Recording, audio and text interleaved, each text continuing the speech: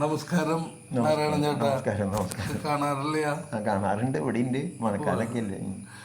പഴയ പോലെ ഇപ്പോഴും പാട്ടുകൾ എഴുതും. എനിക്ക് എന്തെങ്കിലും ഒരു പോയിന്റ് കിട്ടി അപ്പോൾ ഒരു പാട്ട് എഴുതിയില്ലെങ്കിൽ ഞാൻ ഉറക്കം വരില്ല എന്നുള്ളത്. അതെയാണ് നമ്മുടെ സിസ്റ്റം. അത് ഇപ്പൊ എന്ത് പോയിന്റാ കിട്ടിയാണ്? ഇപ്പോ നമ്മുടെ 16ാമത്തെ മന്ത്രിസഭ രൂപീകരിച്ചല്ലോ.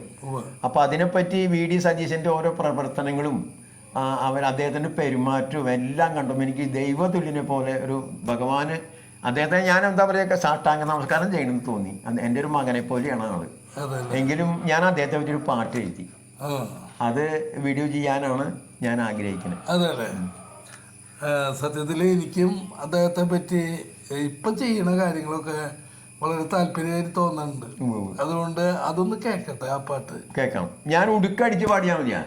എന്തടിച്ചു പാടിയാലും കേട്ടോളൂ. നല്ല ഫ്ലോയില് വരണം. കേരള ജനതയ്ക്ക് ഊർജം പകരുവാൻ 16ാം മന്ത്രിസഭ നിലവിൽ വന്നു. ഇന്ന് 16ാം മന്ത്രിസഭ നിലവിൽ വന്നു.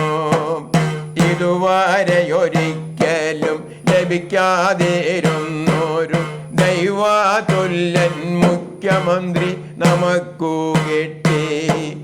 ദൈവതുല്യൻ മുഖ്യമന്ത്രി നമുക്കു കിട്ടി. നീതിക്ക് നീതിമാൻ സത്യം തലൈക്കാക്കും പാവങ്ങൾക്ക് കണ്ണിലുണ്ണി നമ്മുടെ CM. പാവങ്ങളുടെ കണ്ണിലുണ്ണി നമ്മുടെ CM. മാതാപിതാക്കൾക്ക് സ്വന്തം മകനെ പോൽ സോദരിമാർക്ക് സ്വന്തം സോദരൻ തന്നെ. ഉറ്റവർക്ക് ഒറ്റവനായി ഏവരെയും ചേർത്തു നിൽക്കും നമ്മുടെ VD സതീശൻ എന്ന മുഖ്യമന്ത്രി. ആശകൾ തീരെയില്ല, ആർഭാടം ഇല്ല. 3.5 കോടി ജനതയുടെ ചങ്കല്ലയോ.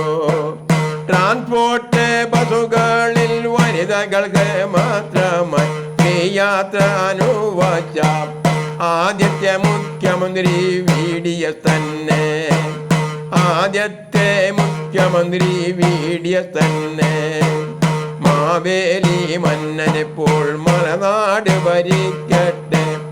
മലയാള നാടിൻ്റെ അധിപനായി, മലയാള നാടിൻ്റെ അധിപനായി. ആമോദത്തോടെ ആദരവോടെ മലയാള മക്കൾ ജീവിച്ചോട്ടെ.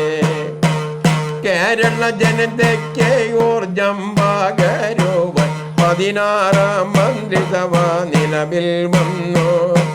16ാം മന്ത്രിസഭ നിലവിൽ വന്നു. വയോജനങ്ങൾക്കായൊരു പുതിയ വകുപ്പുണ്ടാക്കി. മുഖ്യമന്ത്രിക്കെൻ്റെ ആശംസകൾ. മുഖ്യമന്ത്രിക്കെൻ്റെ 1000 ആശംസകൾ. കേരള ജനതയ്ക്ക് ഊർജം പകരുവാൻ 16ാം മന്ത്രിസഭ നിലവിൽ വന്നു. 16ാം മന്ത്രിസഭ നിലവിൽ വന്നു.